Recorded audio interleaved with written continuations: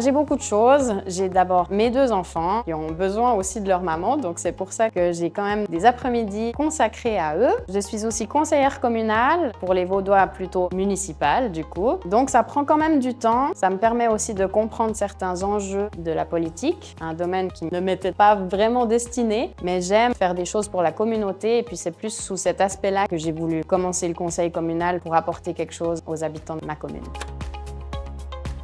Bien sûr, quand on est dans le domaine bancaire, c'est relativement stable, on est employé, donc on a un salaire qui rentre tous les mois, il n'y a pas trop de doute à avoir, c'est un emploi stable. L'immobilier, j'ai toujours eu envie, mais c'est vrai que certaines personnes me montraient qu'il y avait quand même un aspect dangereux dans ce métier-là. Il y a beaucoup de concurrence, il y a des revenus qui sont très aléatoires. Alors oui, parfois dans une transaction, on peut gagner beaucoup d'argent, mais il faut imaginer tout ce qu'il y a derrière aussi, ce que les gens ne pensent pas forcément. Et puis voilà, le marché fluctue beaucoup, donc c'est des revenus très aléatoires.